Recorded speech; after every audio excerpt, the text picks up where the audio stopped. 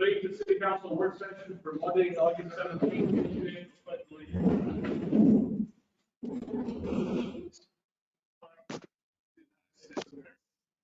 The Republic which stands one nation, indivisible, with liberty and justice for all.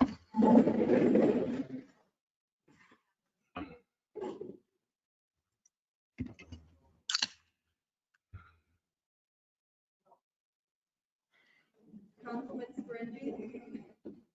Present. Councilman Riley. President, we're having a difficult time hearing you, Grace. Let me move the microphone closer.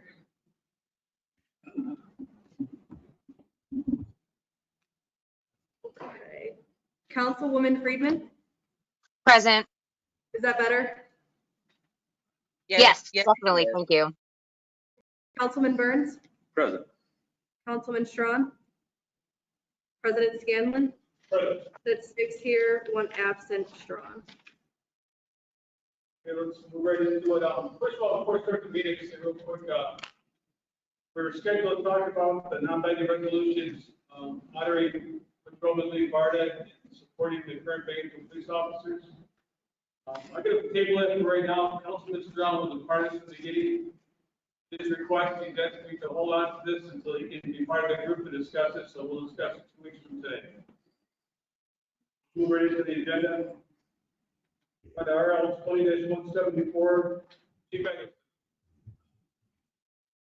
President Scanlon, it's a little bit hard to hear you as well. It's not so much the volume, but for some reason it's echoey. If this is Jared Cram, if you can hear me at the second floor art gallery, we had switched over the microphone to a omnidirectional for the mayor's public hearing. It may need to be switched on the microphone itself to the circular setting, which is for the entire room.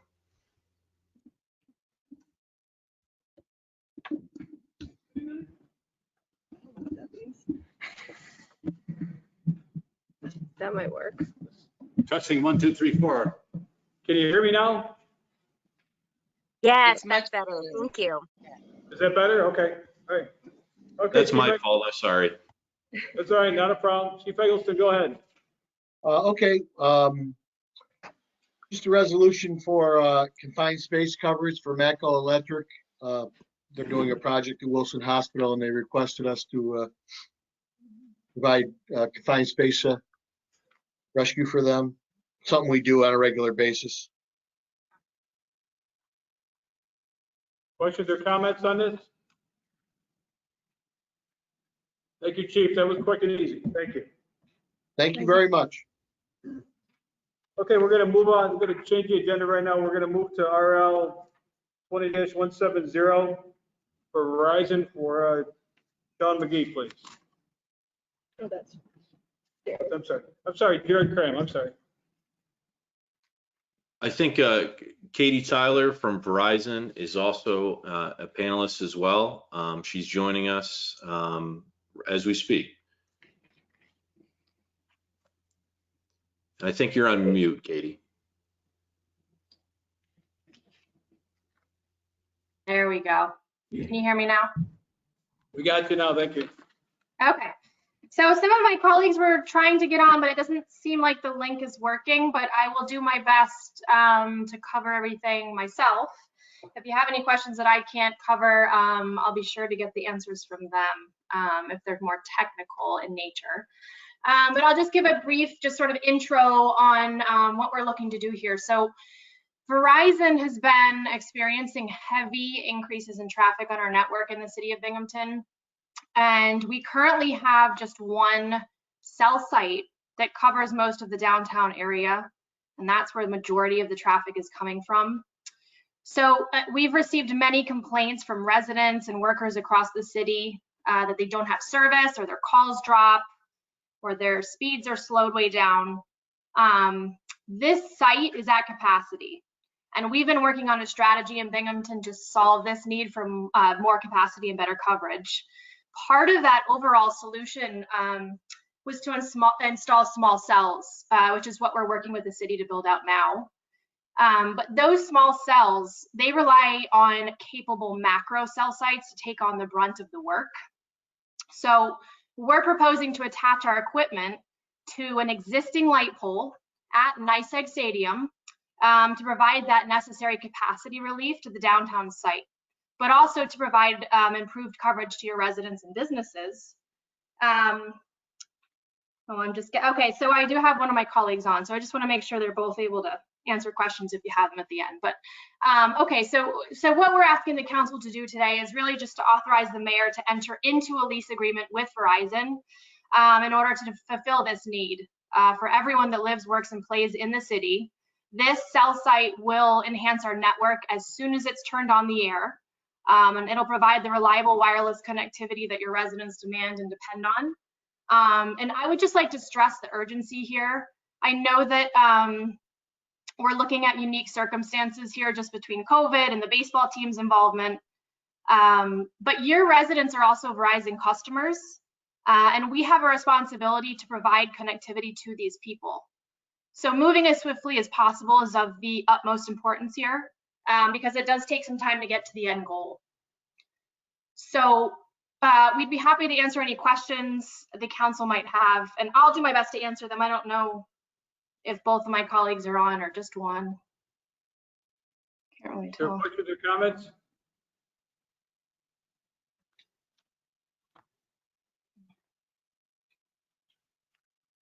Hearing none, I believe we're all set. Thank you very much for coming in. Okay, thank you, council. On the RL 20-160, Sean McGee, please.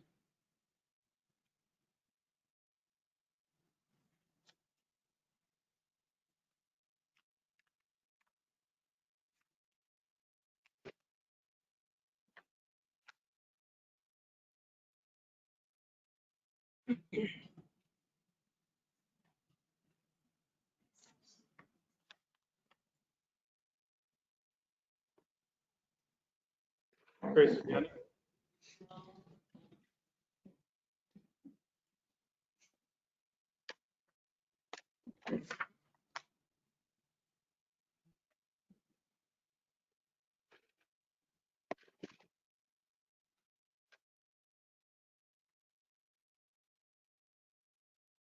We can move to Megan Brackett while we're waiting for Sean to join us. RL 20-157. However you want it, whatever you want to do is fine. I'll go here so I'm a little bit closer to the mic.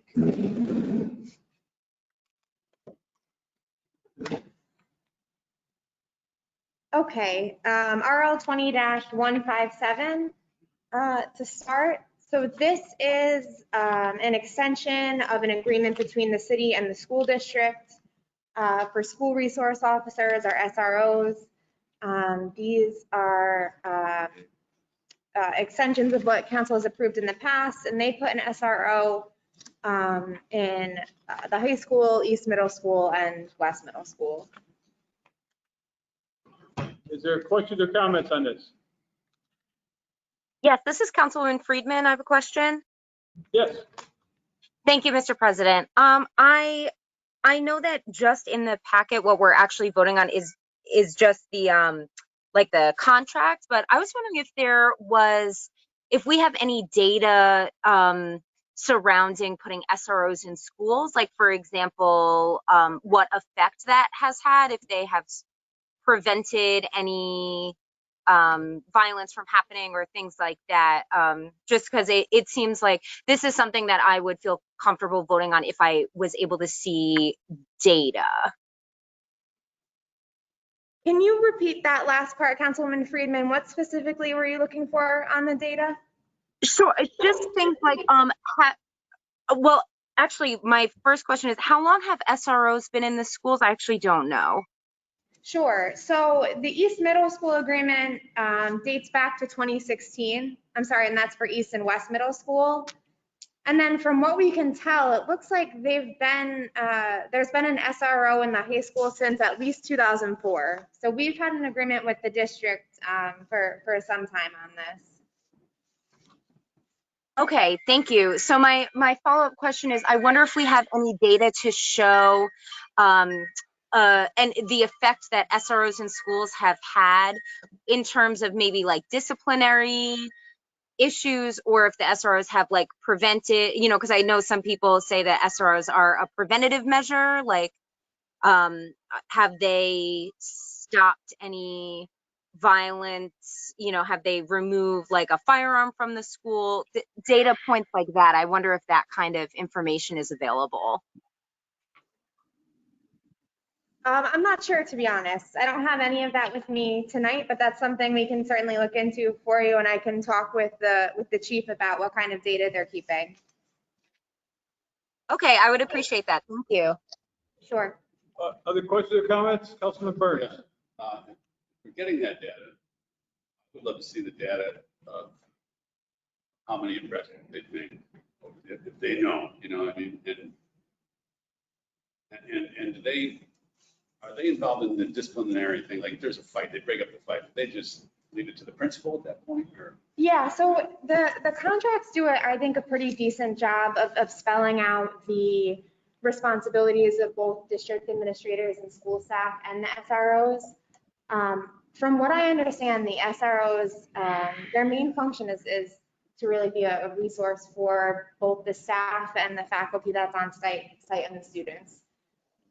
In talking with some police administration briefly about this, I think a lot of it is about relationship building with the students and acting as a liaison. It's the same officer that's assigned to the school every day, and it's the same officers that have been there. So part of it is building the relationship with the students that are there and their families outside of school. My daughter's a principal in Bethel. She loves her SRO. She had to fight for it. So, I mean, I like that they're there. I'm just wondering exactly what they. I'll ask the chief about the data. Yeah, so. Sure. Other questions or comments on this? The only thing I would add to this is I was on the school board for a number of years, and the SROs, they're appreciated by the teachers, by the administration. A lot of students appreciate them. And they're police officers that they sign up for this job. They're not put there, they sign up for it.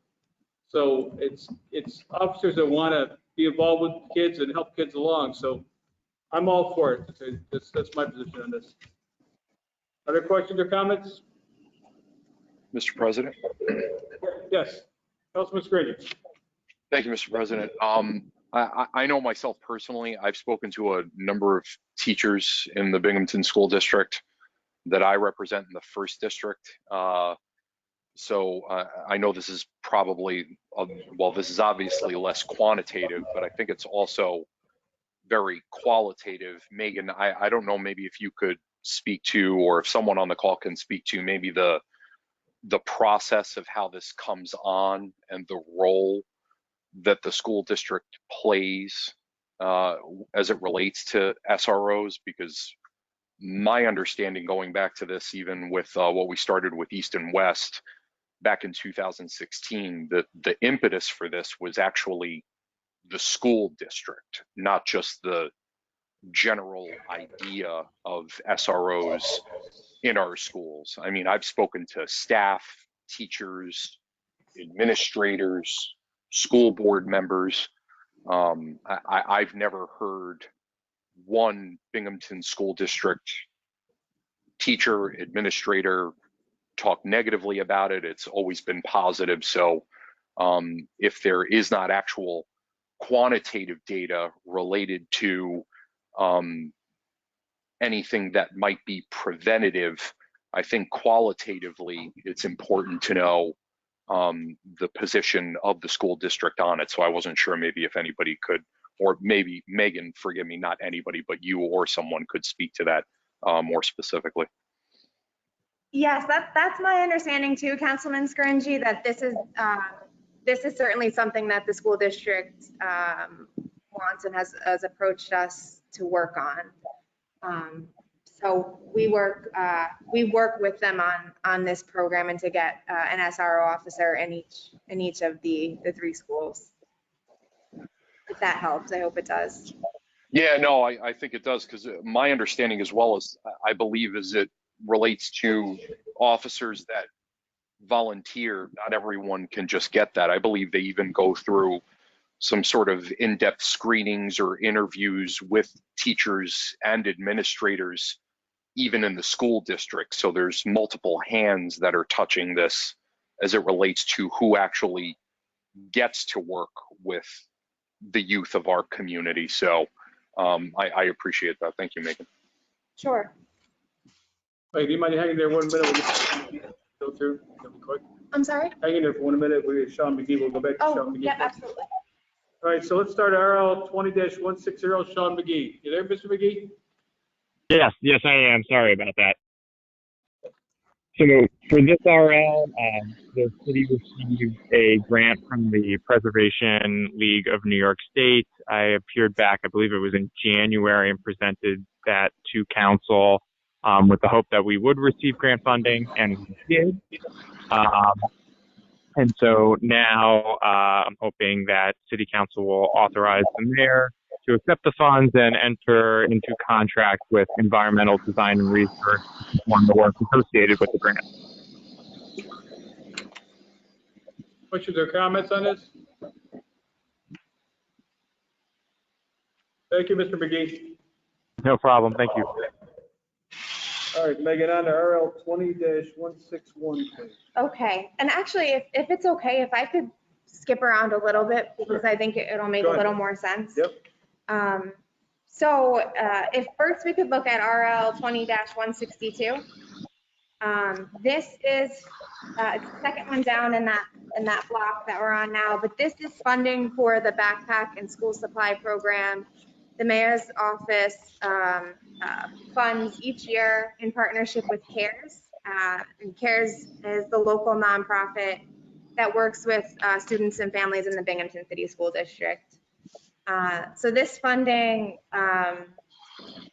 is actually coming from a pot of money that had originally been allocated to the Cornell Cooperative Extension for summer programming. But because of COVID-19, they weren't able to hold that programming this year. So a portion of that money will go to the backpack program. What's your read through of all, Megan, then with questions at the end, okay? Sure, yep. Okay, and then the next one is RL 20-163. This is $20,000 in CARES Act funds that goes directly to CHOW. This is to support child programming in general. They've seen an increased need due to the pandemic, so this will go to them to support that. And then back up to the first RL in this section is 161.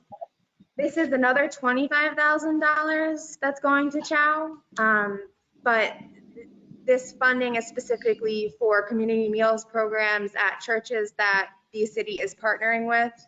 CHOW is simply the administrator on that grant money and this partnership.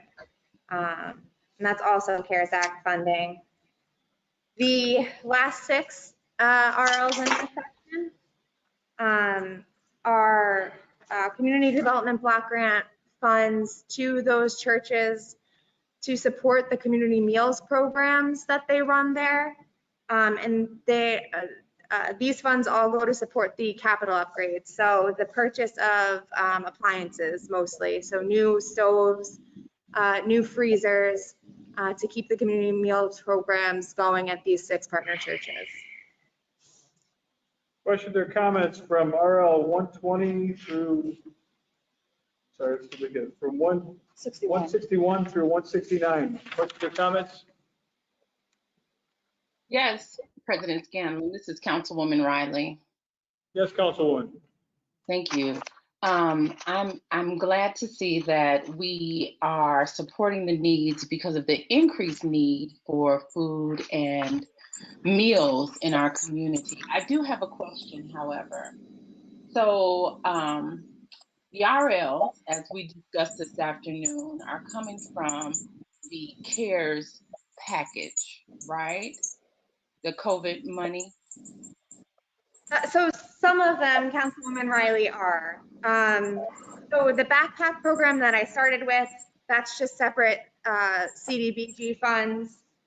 And then for the funds going to the individual churches to support their community meals programs, that's not CARES Act funding. That is CDBG capital money to support those upgrades.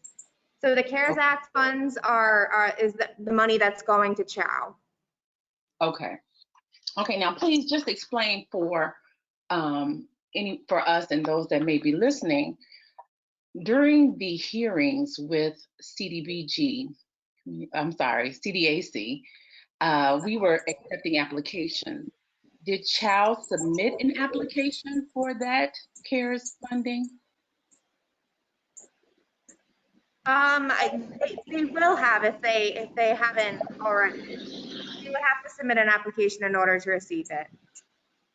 Okay, so they had a different process from the other organization? I don't know what you mean by that. Okay, so they may not have submitted the application for this allocation. For the CARES Act funds? Yes. Yeah, I'm not sure if they have yet, but they will have to, just like everyone else, in order to receive the funding. Yeah, Councilwoman Riley, this is Jared. The CARES Act funding as it relates to CHOW for these specific programs is separate from the open application for all nonprofits, but still eligible under the CARES Act funding as it relates specifically to food insecurity. Okay, that's what I wanted to clarify. So we do have a pocket of money reserved for issues that may come up to support our community. Is that correct? It's all as part of the same CARES Act nonprofit funding that was approved by City Council. Any expenditures out of that will have to go back to City Council for final approval.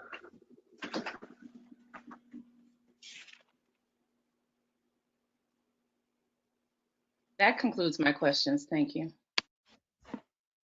Thank you. Other questions or comments on these? Thank you, Ms. Brackett. Thank you. On RL 20-172, Trish Kepler. 7172, please. What's Trish on there?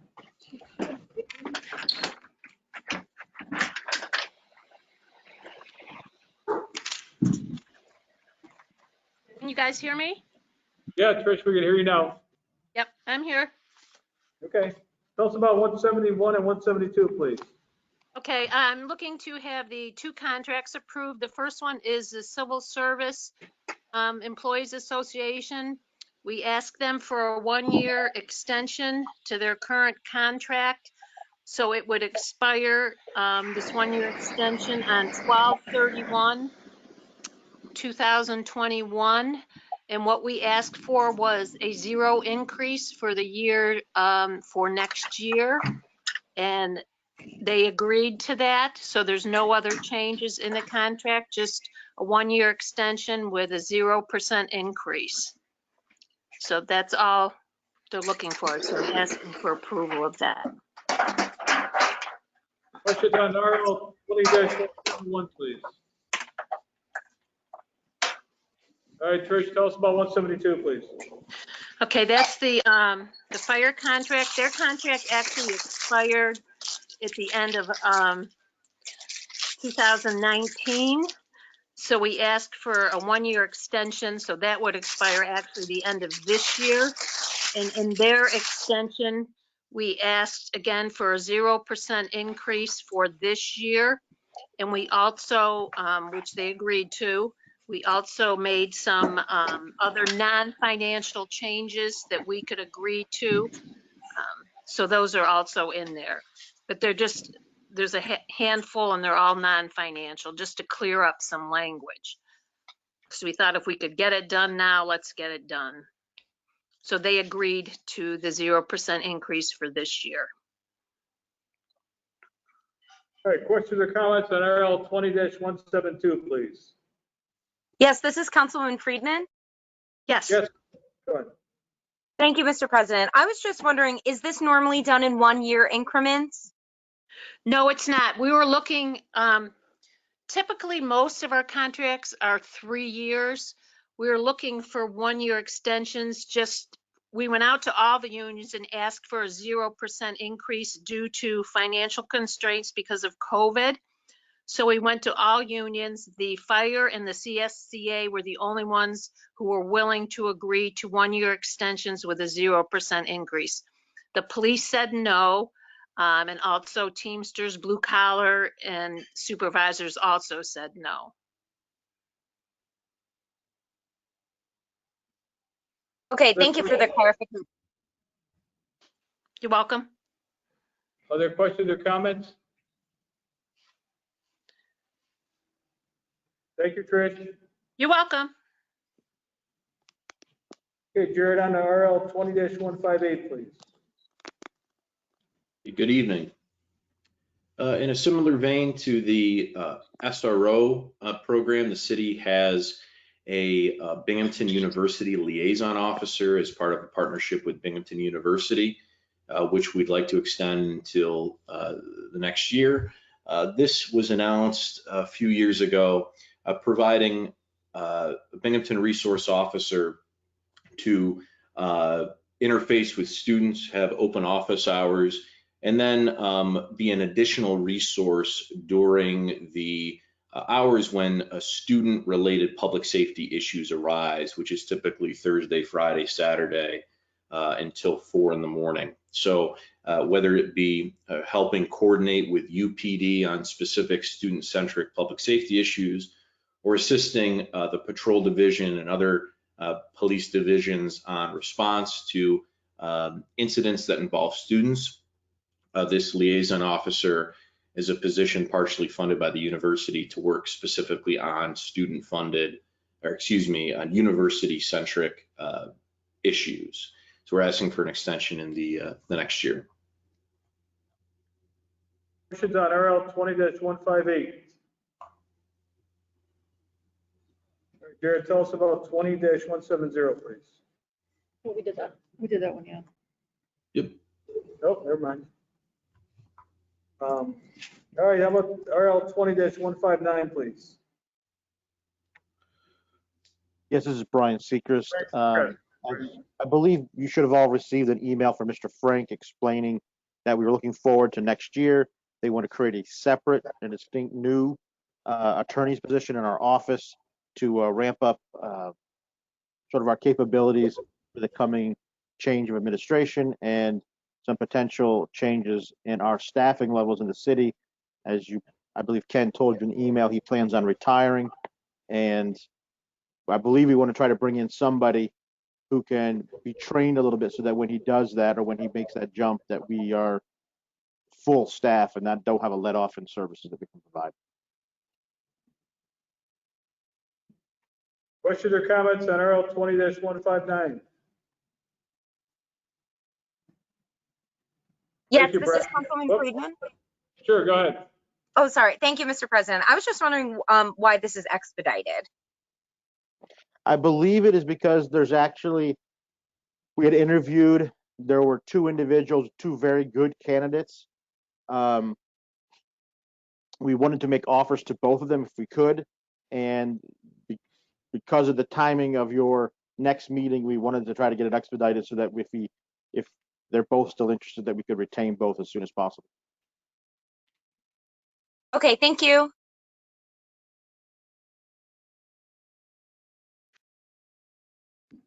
Thank you, Brian.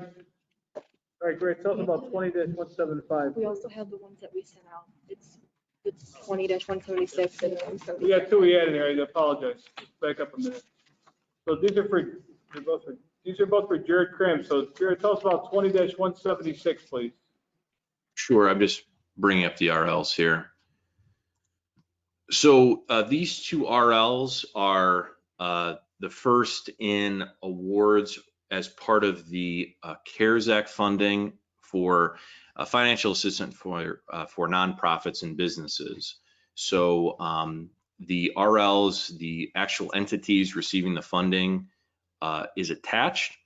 This has to do with paying for overhead costs for nonprofits and businesses that are located within the city of Binghamton. And so we're talking about things like insurance, things like rent, things like utilities and PPE as part of the city's support for nonprofits and local small businesses that have been impacted through COVID-19. So this was the funding programs that have previously been approved by City Council. And you'll see with the budget line, it's specific to the small business assistance and the nonprofit assistance. I do want to note, as part of the nonprofit assistance category, in terms of family planning for South Central New York, we fully want to fund that program. However, it may be subject to an executive order from the Trump administration regarding federal funding for certain family planning activities.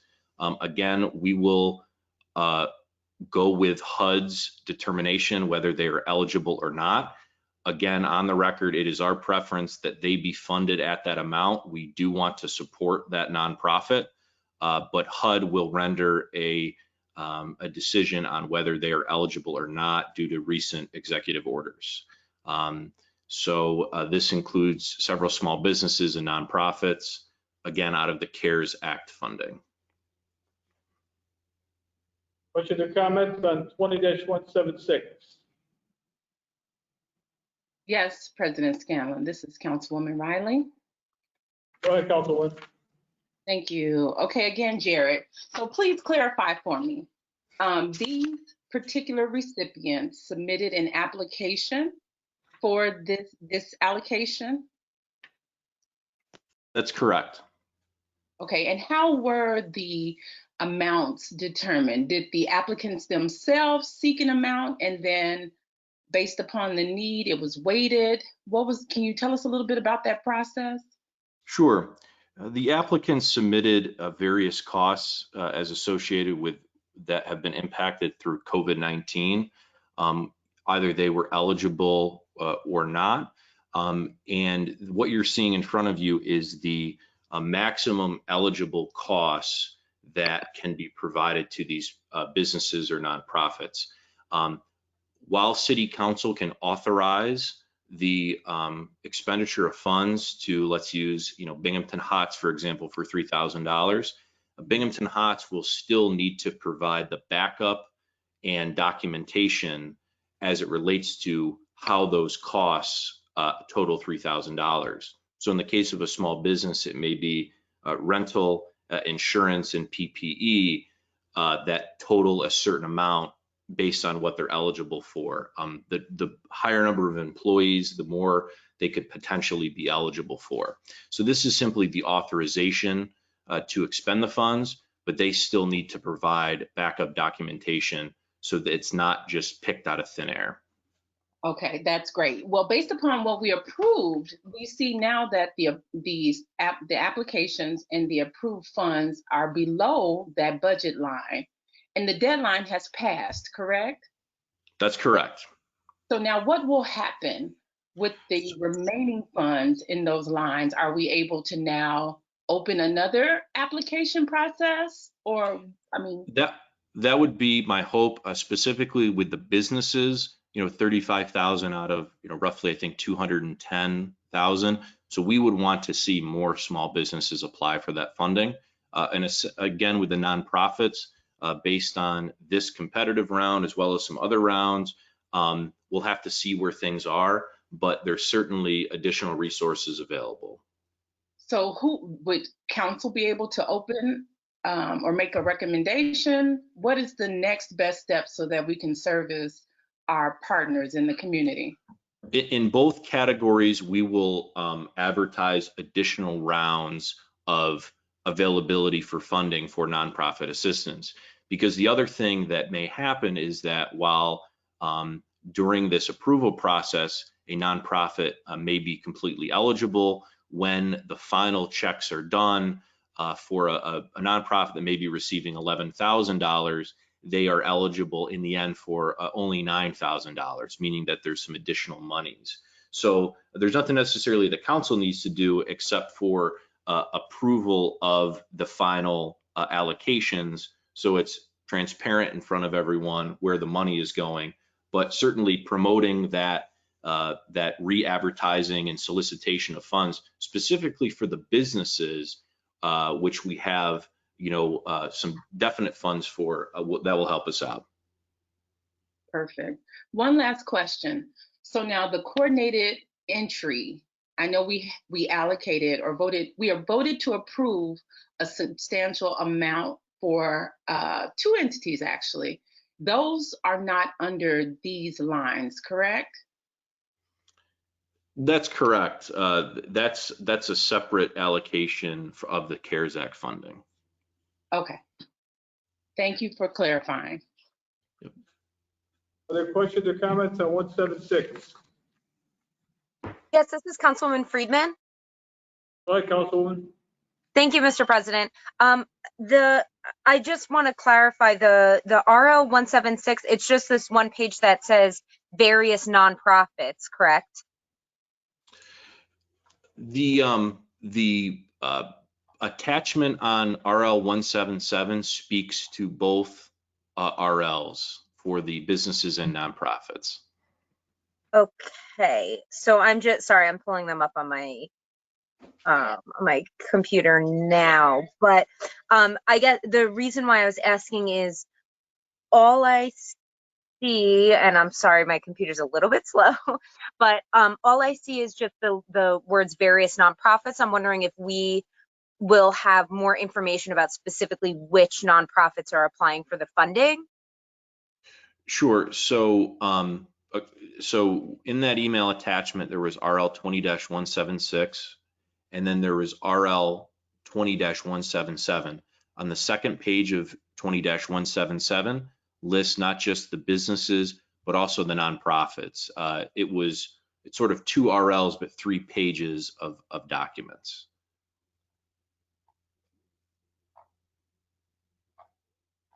The nonprofits that are listed on the second page of RL 20-177 in the email Oh, I include see. Okay. the nonprofits. I have them gotcha. as one attachment for the 2 RLs. Okay, so I got confused because I was only looking at 176, but now I see that list. Thank you. Other questions or comments on this? President Scanlon, this is Councilwoman Riley again. Just for clarification, Jared, so everyone was, and when we start to solicit our neighbors that are nonprofits and businesses, the list we have is comprehensive and it includes those that may have been denied, or was everyone accepted? Can you say that one more time? I'm sorry. So this list is comprehensive and it includes businesses that may have applied but may have been denied for some reason. So we won't go to someone that has submitted because they're not listed here. You say we won't go to them. So you asked earlier, the role of the council would be to help solicit and spread the word. Is the list you've provided comprehensive? Meaning, does it include those that may have applied but did not receive funding because of, for example, further documentation was necessary? No, there are many businesses and nonprofits who have we've received either interest or incomplete applications for that will work on getting involved in the second round of funding. Thank you. So are we able to have a list of those as well? I can ask Steve Carson and Paul Nelson on that, but I think in terms of council's approval, it would be the completed applications that are eligible for funding. No, we're not talking about approval. Remember, you said if once we go to the second round, we could support in terms of helping increase the visibility of the process, dates, and what have you. Mm-hmm. So being fully aware of those that were in progress would help us a bit too. Thank you. Other questions or comments? I got a question. Councilman Burns. Yeah, Chair. When do you think that'll open up again, the applications? I'm not sure, but I would imagine we'd want to get going quickly on the next round. A few weeks. Thank you.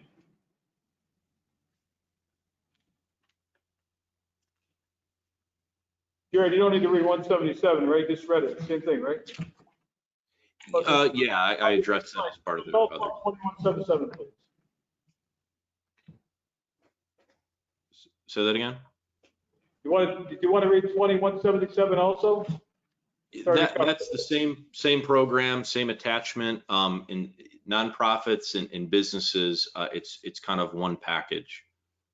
All right, thank you, Jared, appreciate it.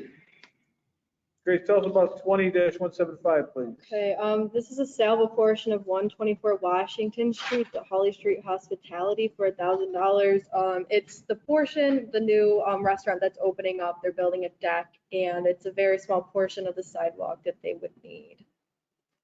Questions or comments on this?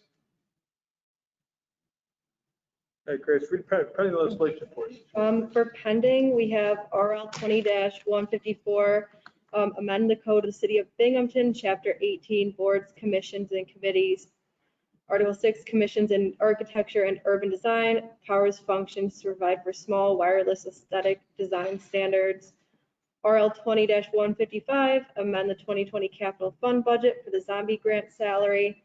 And RL 20-156, authorizing the mayor to enter into agreement with First Ward Action Council for the use of FY45 home total funding from the rehabilitation of 33 Linden Street and support future affordable housing development projects, the Broome County Land Bank. Yeah. Thank you, Grace. And then this is just a reminder, please let us know what RLs you do not want to sponsor. Until we hear otherwise, everybody's going to be a sponsor on them. And let us know early tomorrow morning so we can get the legislation going and printed and sent to all of you. Thank you, Grace. Does anybody have anything else they'd like to discuss before I adjourn the meeting? Hearing none, then I'll take a motion to adjourn. So moved. Adjourn.